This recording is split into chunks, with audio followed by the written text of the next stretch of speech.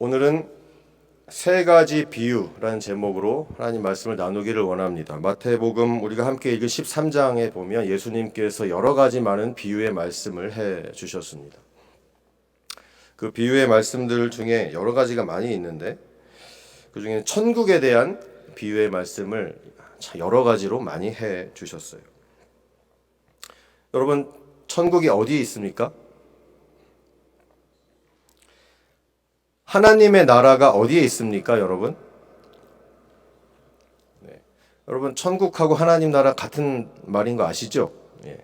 천국하면 우리가 꼭 죽으면 예수 믿고 죽으면 가는 곳이 천국이구나 이렇게 흔히들 생각을 하고, 하나님 나라다 하면 좀 뭔가 다른 말인 것 같은데 이렇게 생각을 우리가 흔히 합니다. 여러분, 천국이나 하나님 나라나 한국말 성경이 그렇게 번역을 해서 그러지 사실은 같은 그런 의미입니다. 천국입니다. 하나님의 나라입니다. 예수님께서 바리새인들과 함께 있을 때가 있었어요. 그때 바리새인들이 물어봤어요, 예수님한테. 하나님의 나라가 어느 때에 임합니까? 그렇게 물어봤더니 예수님이 이렇게 대답을 하셨습니다. 하나님의 나라는 볼 수 있게 임하는 것이 아니다. 또 여기 있다 저기 있다고도 못한다. 하나님의 나라는 너희 안에 있느니라. 여러분 안에 천국이 있으심을 믿습니까? 여러분 안에 하나님의 나라가 있다는 것을 믿습니까? 여러분 안에 있다는 것입니다. 여러분, 천국에 대한 개념을 우리가 잘 이해해야 됩니다. 하나님의 나라에 대한 것을 잘 이해해야 됩니다. 사실 이 설교 시간, 이 30분, 35분 하는 설교 가지고 이 얘기를 다 드리긴 어렵습니다.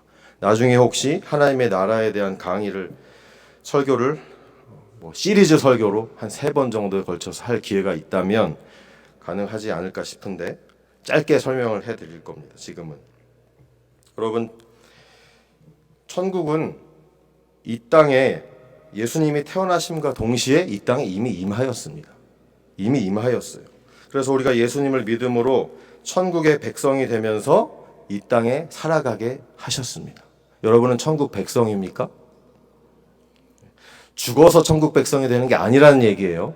예수님 믿으면 그 즉시 하나님 나라 천국의 백성이 되는 것입니다. 천국은 예수님이 이 땅에 오심으로 이미 분명히 임하였습니다. 그런데 문제는 뭐냐 하면 아직 완전한 천국이 아니다라는 것에 있어요. 천국은 예수님께서 이 땅에 나중에 장차 재림을 하셔야 비로소 완전한 천국이 된다라는 것입니다. 그래서 요한계시록에 나오는 새 하늘과 새 땅, 우리가 눈으로 볼 수 있는 완전한 천국은 예수님이 다시 오셔야 그때 우리가 완전한 천국을 볼 수 있다라는 것입니다. 여러분, 천국 백성 맞지요? 맞습니다, 여러분. 예수님 믿으면 우리는 천국 백성으로 이 땅에 살아가는 것입니다. 근데 오늘 우리가 방금 읽은 마태복음 13장에 나온 내용은 예수님께서 천국에 대한 얘기를 비유로 우리에게 말씀을 해주셨어요. 그래서 우리가 마지막 때를 살아가는 우리들 아니겠습니까? 이 때를 살아가는 우리들에게 천국 백성으로서 어떻게 살아야 하는가를 말씀해주고 계시는 것입니다. 첫 번째로 예수님의 천국 비유에 보면 첫 번째로 천국이 정말 가장 가치 있는 것이구나라는 것을 우리가 알 수가 있습니다. 그것보다 더 귀중한 것이 없구나라는 것을 우리가 알 수가 있습니다. 제가 어떤 한 사람의 청년의 이야기를 들려드리려고 합니다. 제가 과거에 어떤 TV에서 이거를 본 것 같은데 어떤 연예인이 과거에 자기 청년 시절에 있었던 일을 얘기해 준 적이 있어요. 집이 너무 가난해서 내가 이 집안을 내가 일으켜야겠다. 이 가난한 집안을 돈을 많이 벌어서 내가 일으켜야겠다. 이런 생각을 했답니다. 20대. 그래서 이 청년이 뭘 했냐면은 주식을 공부하기 시작했어요. 주식 공부를 해서 주식 투자를 해가지고 떼돈을 벌어야겠다. 그래서 집안을 일으켜야겠다. 이렇게 생각을 한 거죠. 그래서 수개월 동안 주식 투자에 대한 공부를 했다고 합니다. 그래서 이제 공부를 열심히 해서 이제 자금만 있으면 어느 정도 이제 큰 수익을 올릴 수도 있겠다 하는 자신감이 생겼대요. 근데 돈이 없으니까 이제 아버지 어머니를 불러다가 아빠 엄마 지금 집에 돈이 얼마나 있나요? 모든 돈을 다 끌어서 저한테 믿고 맡겨주십시오.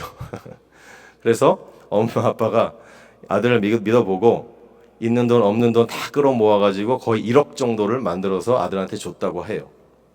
했더니 이 아들이 걱정 마십시오.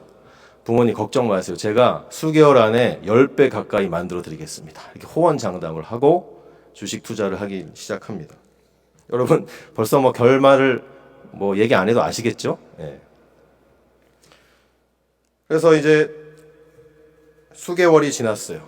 1개월, 2개월, 3개월, 수개월이 지났어요. 그런데 여러분이 예상한 것처럼 여러 배 수익을 얻기는커녕 수개월이 지난 후에는 그 1억 원이라는 돈이 한 1,000만 원 정도밖에 남지 않은 그런 상황이 되었어요.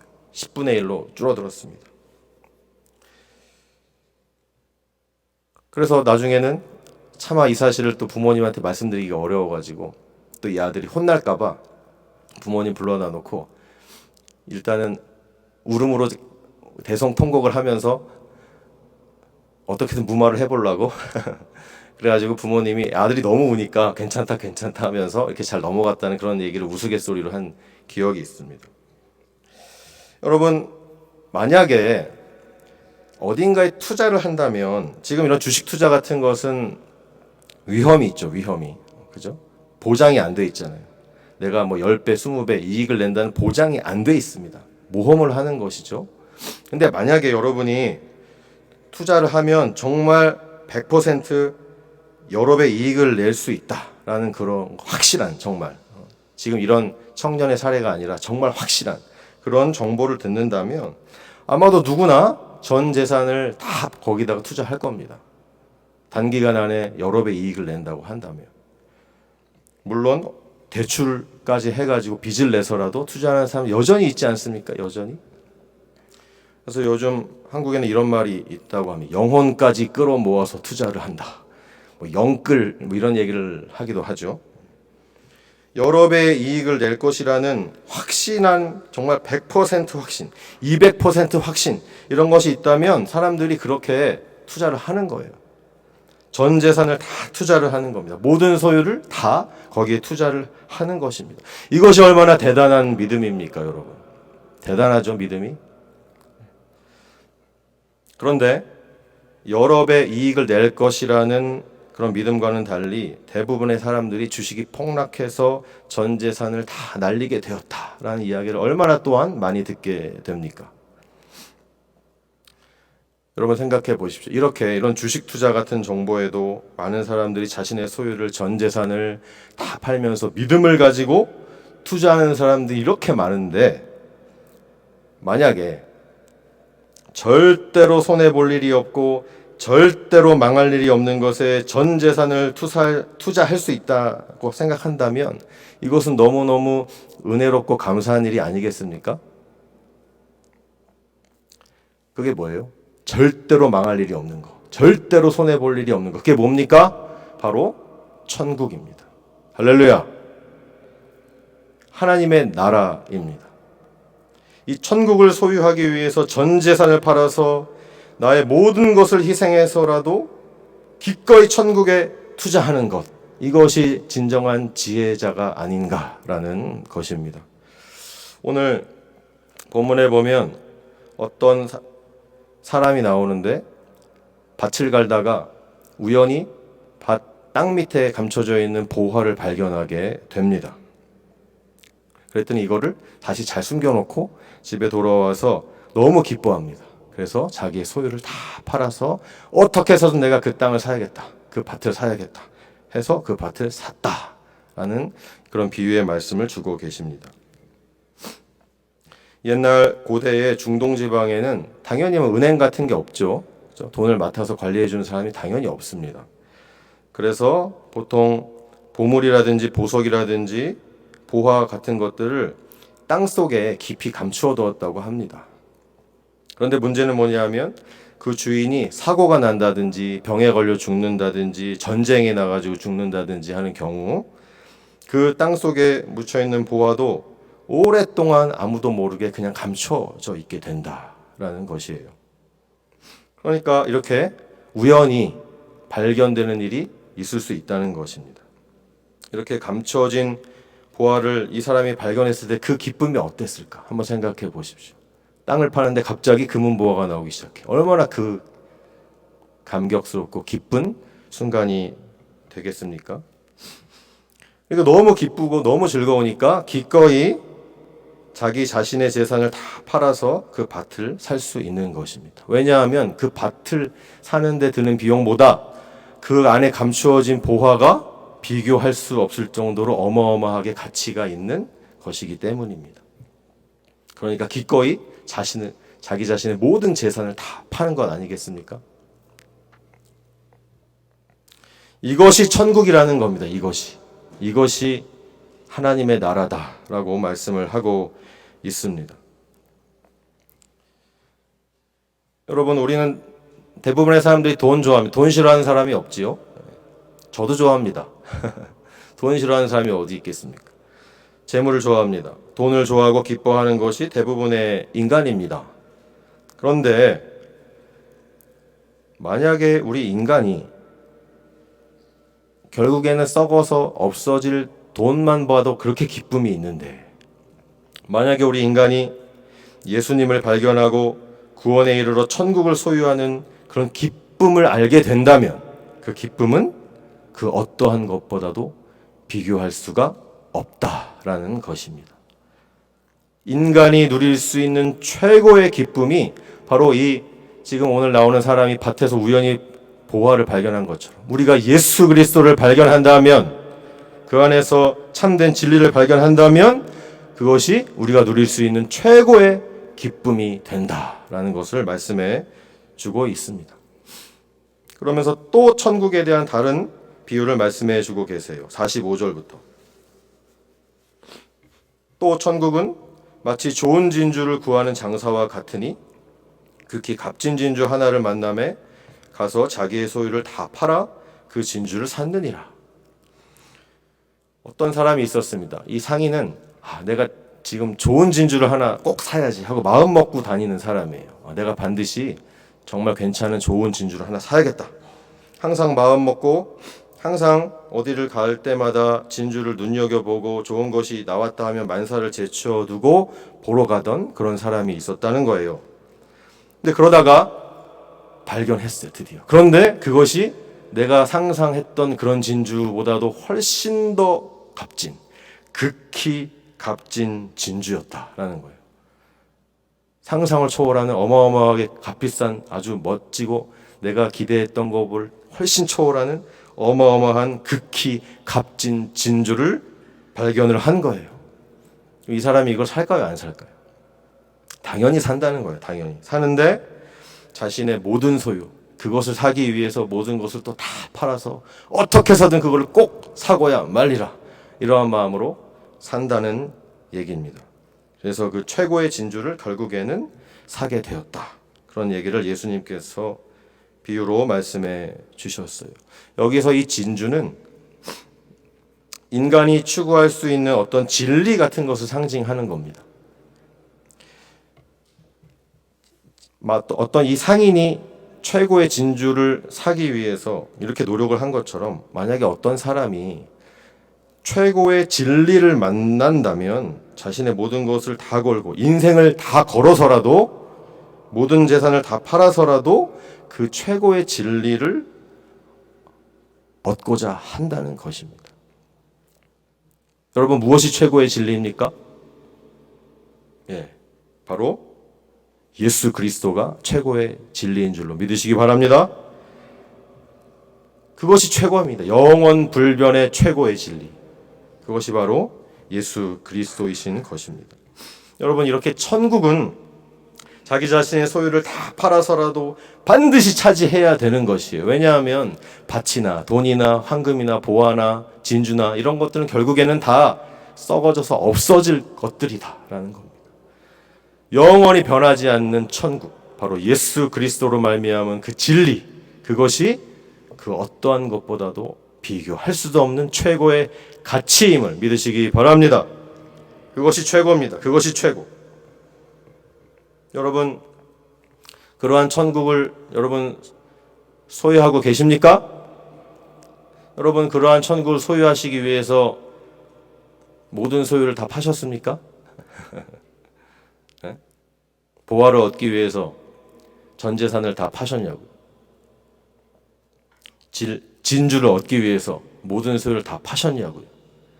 어떠한 대가를 치르셨습니까?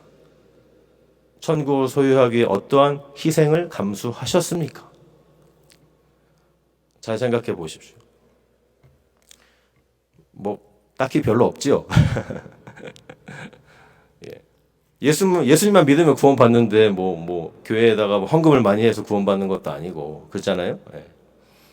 근데 여러분 잘 생각해 보세요. 지금 이 순간 이 시대에는 자신의 생명을 걸고 여전히 신앙을 지키기 위해서 자신의 생명을 걸고 천국을 소유해 가는 사람들이 있습니다.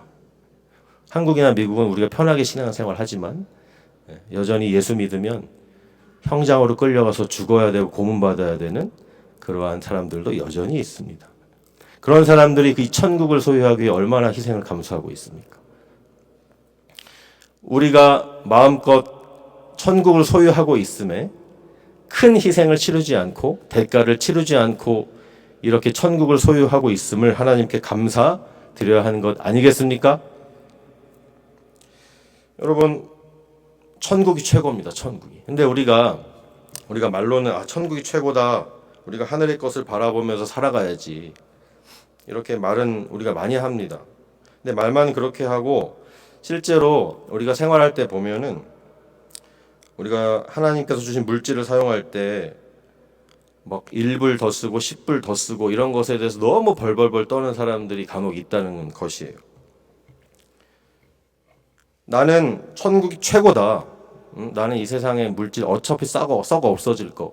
나는 그렇게 신경 쓰지 않는다. 이렇게 말을 쓰면 그렇게 하는데 실제로 생활 속에서는 세상의 돈이나 재물, 권력 이런 것들을 더 가치 있게 여기고 살아가는 그리스도인들이 너무 많다는 사실입니다. 여러분, 그리스도인이 물질을 아껴 쓰는 것은 너무나도 당연한 일입니다. 아껴 써야죠. 당연히 아껴 써야죠. 그런데 그것을 너무 지나치게 아끼는 모습은 그것은 결국 아직도 이 사람한테는 돈이 인생의 전부이구나라는 것을 드러내는 것뿐인 것입니다. 우리가 이 세상 속에서 살아가는데 필요한 돈, 재물, 결국에는 사라져 없어질 이 재물에 너무 쩔쩔매는 사람은 자기 스스로 이 사람은 천국의 소망이 별로 없구나라는 것을 나타내는 것뿐입니다. 자신의 믿음 없음을 드러내는 것뿐입니다. 여러분, 내가 입술로만 말로만 나는 천국 백성입니다. 천국을 소유했습니다. 이 세상에 소망 두지 않고 하늘에 소망 두고 살아갑니다. 입술로만 얘기하면 그게 무슨 소용이 있겠냐라는 것입니다. 여러분의 삶 가운데 이렇게 천국 백성의 증거가 드러나는 삶을 사시길 주님의 이름으로 축원드립니다.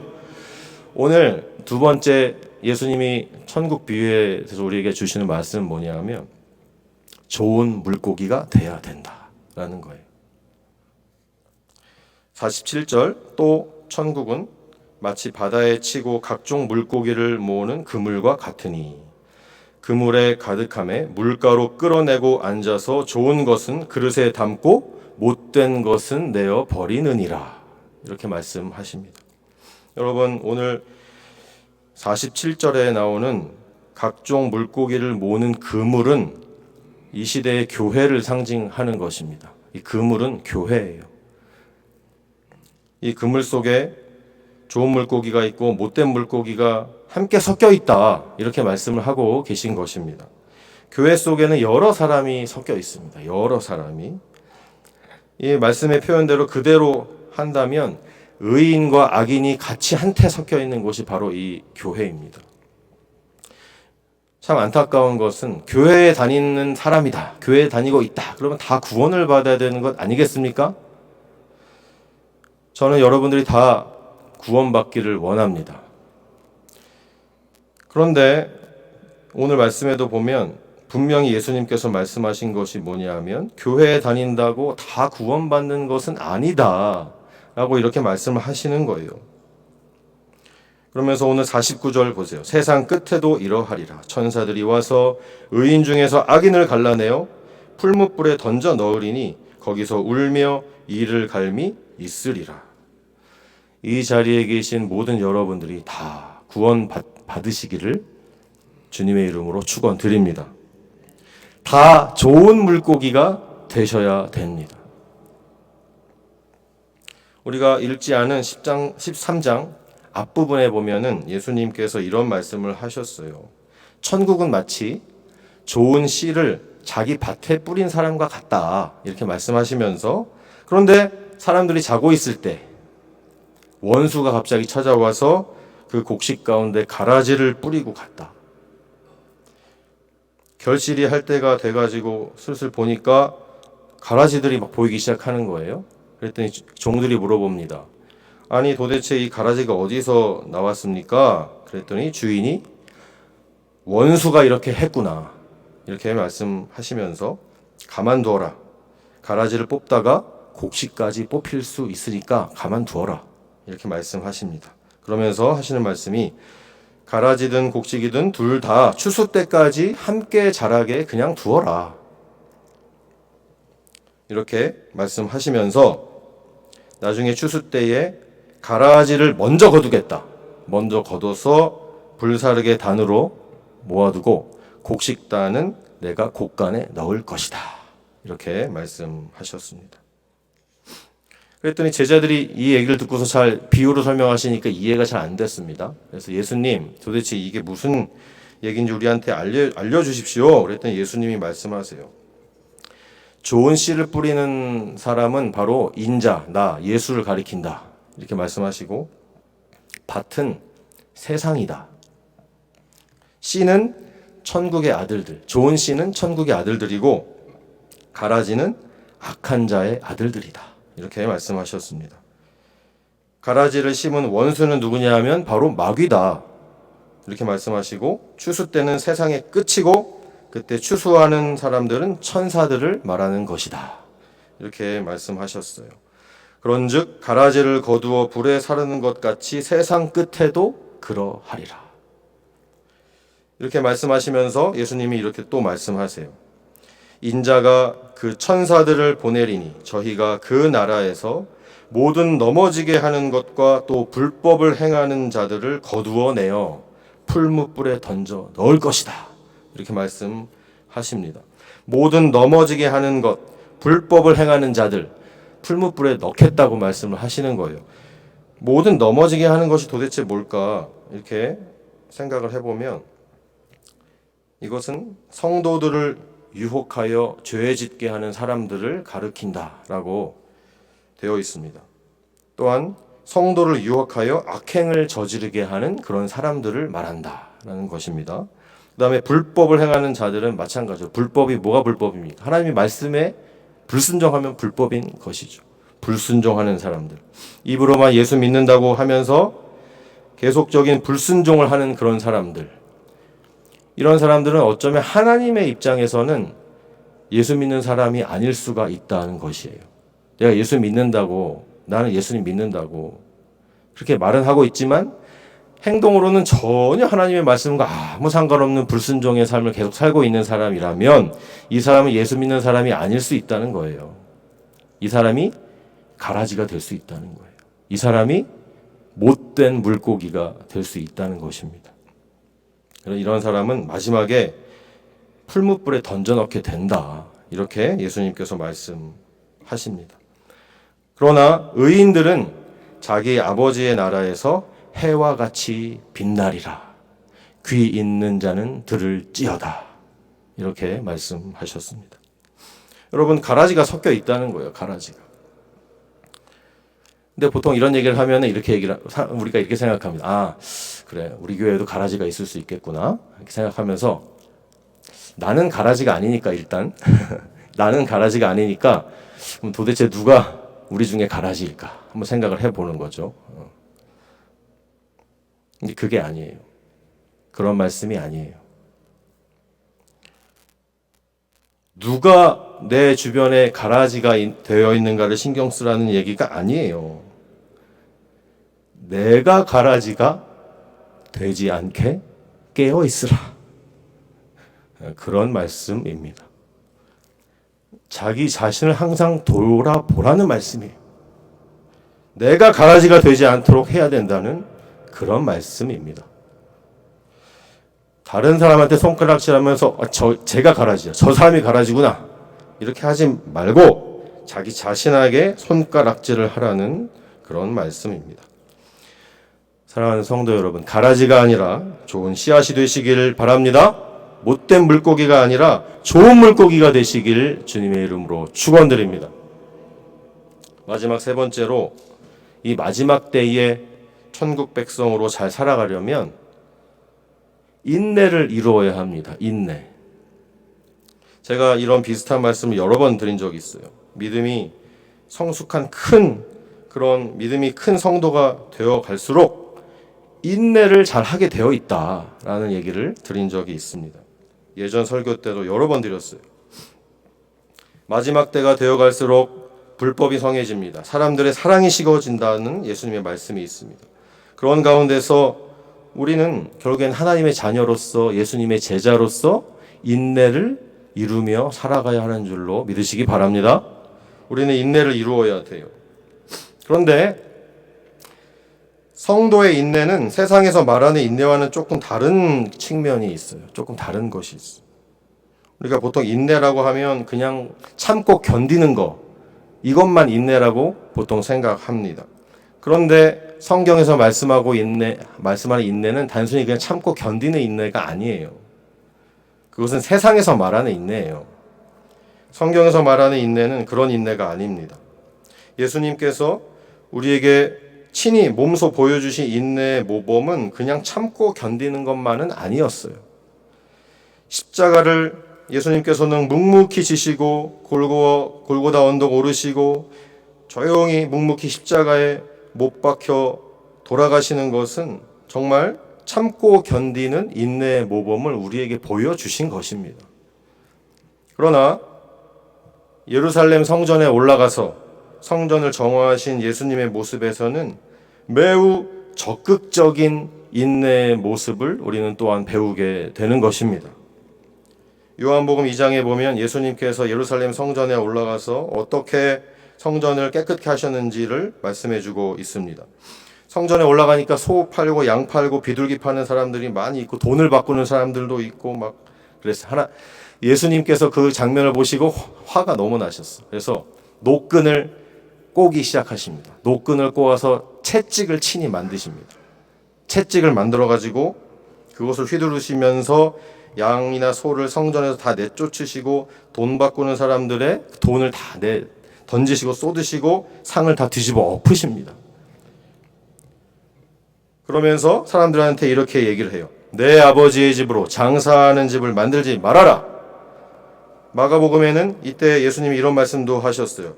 내 집은 만민이 기도하는 집이라 일컬음을 받으리라. 이렇게 말씀하셨습니다. 그런데 너희는 강도의 소굴을 만들었구나. 이렇게 말씀하셨어요. 이것은 예수님의 적극적인 인내의 모습인 것입니다. 여러분, 이 적극적인 인내의 결과 예수님께서 어떻게 되신 줄 아세요? 그러기엔 십자가에 못 박혀 돌아가신 거예요. 이렇게 성전을 아주 강하게 적극적으로 정결시키신 이후에 대제사장들과 서기관들이 이 예수를 어떻게 우리가 죽여야 할까 이렇게 꾀하기 시작했다 말씀하고 있습니다. 여러분, 대제사장과 서기관들이 예수님 죽일 계획을 세우게 된 결과를 보고서 예수님이 잘못했다고 하실 것입니까? 예수님 그냥 좀 참으시지 왜 성전을 다 뒤집어 엎으셔가지고 이런 미움을 살까? 여러분, 예수님 잘못했다고 하실 거예요? 제가 한 가지 이야기를 드리려고 합니다. 제가 어렸을 적 친구 중에 싸움을 좀 잘하는 친구가 있었어요. 남자들은 어렸을 때 누가 싸움을 더 잘하느냐, 이런 그런 서열을 매긴 그런 시절이 있지 않습니까? 누구나 다. 우리 반에서, 우리 학교에서 누가 싸움짱이냐 이런 거. 싸움을 잘하는 친구가 있었는데 이 친구가 뒤늦게 예수님을 영접합니다. 뒤늦게 예수님을 믿고 성령 받고 교회를 열심히 다닙니다. 기도 생활을 뜨겁게 합니다. 아주 뜨거운 그런 신앙 생활을 시작했어요. 그렇게 기도하던 중에 이 친구가 이제 뒷산에 있는 약수터를 자주 가서 운동도 하고 했는데 약수터에 올라가다가 절을 발견합니다. 절. 산마다 절이 다 있잖아요. 절을 발견을 해요. 절을 딱 보는 순간 그 절 한가운데 앉아있는 불상을 보고 이 친구가 눈이 뒤집힙니다. 그래서 단숨에 그 절로 뛰어내려가서 어떻게 한 줄 아세요? 불상을 다 내던져 버렸어요. 다 깨뜨려 버렸어요. 부처를 다 깨뜨려 버렸다. 어떻게 됐을까요? 네, 경찰이 출동해서 잡아갔어요. 잡혔어요. 그럼 이런 사건을 딱 들었을 때 우리의 반응은 보통 이렇습니다. 아이고, 아무리 은혜를 받아도 곱게 은혜를 받아야지. 너무 저렇게 폭력적으로 하니까 경찰에까지 잡히고 결국엔 하나님 영광 가리우는 거 아니야? 이렇게 생각합니다. 우리 보통 그렇게 생각해요. 저도 그거를 제가 실제로 소식을 들으면서 굳이 그렇게까지 해야 되나?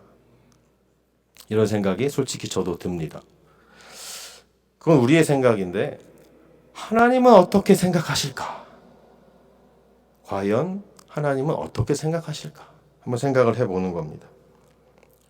불상을 보고도 잠잠히 참고 있는 나를 기뻐하실까? 아니면 담대히 그 절간으로 들어가가지고 그 우상단지를 던져버리는 그 친구를 더 기뻐하실까? 이렇게 생각을 하지 않을 수가 없습니다.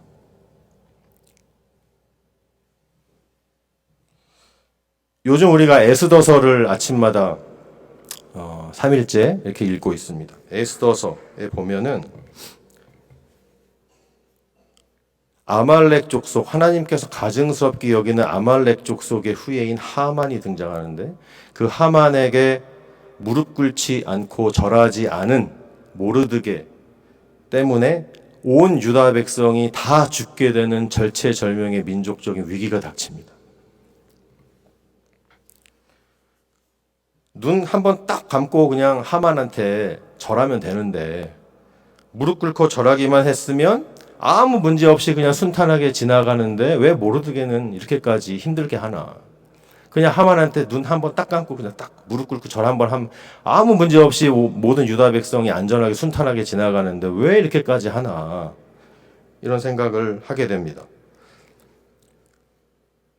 그런데 모르드게 입장에서는 자신이 하나님만을 섬기는 유다인인데 나는 하나님의 백성인데 하나님께서 가증스럽게 여기는 하나님의 대적 아말렉 족속의 후손인 우상숭배의 그 근원인 하만에게 절대로 무릎 꿇을 수 없다.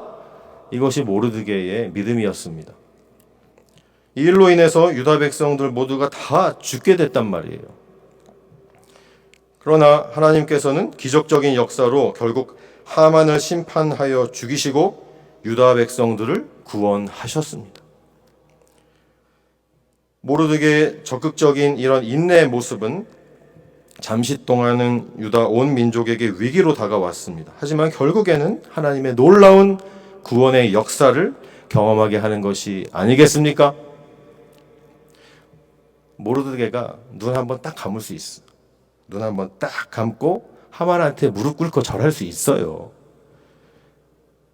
하지만 그렇게 순탄하게 흘러가는 것이 하나님의 뜻이 아니었다라는 것을 보여주는 것이 바로 에스더서인 것입니다.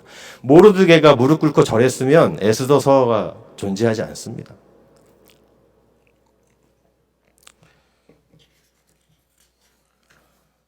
말씀을 정리하고 마치기를 원합니다. 요한계시록 14장의 11절 12절에 보면 그 고난의 연기가 세세토록 올라가리로다. 짐승과 그의 우상에게 경배하고 그의 이름의 표를 받는 자는 누구든지 밤낮 쉼을 얻지 못하리라 하더라. 성도들의 인내가 여기 있나니 그들은 하나님의 계명과 예수에 대한 믿음을 지키는 자니라. 아멘. 성도들의 인내가 여기 있다. 인내하라고 말씀하시면서 그들은 하나님의 계명과 예수에 대한 믿음을 지키는 자니라. 하나님의 계명과 예수에 대한 믿음을 지키는 인내는 그냥 조용히 참고 견디는 인내가 아니에요. 그런 인내가 아닙니다.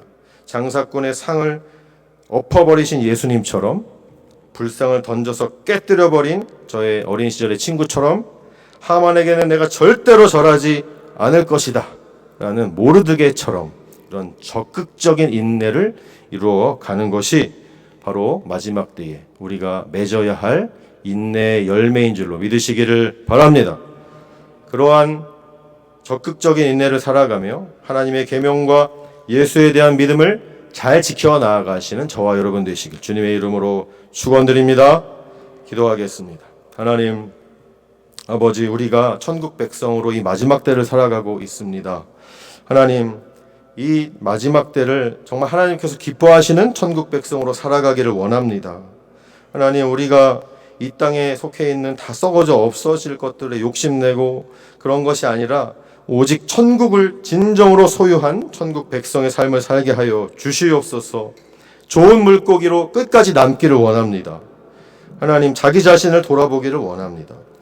그리고 성전을 정화시키며 돈 바꾸는 사람들의 상과 의자를 뒤집어 엎어버리신 예수님처럼 절대로 아말렉 족속 하만에게 무릎 꿇지 않은 모르드게처럼 그러한 적극적인 인내를 이 마지막 때에 살아갈 줄 아는 천국 백성의 삶을 우리가 다 잘 살아갈 수 있도록 인도하여 주시옵소서. 감사드리고 예수 그리스도 이름으로 기도하옵나이다. 아멘.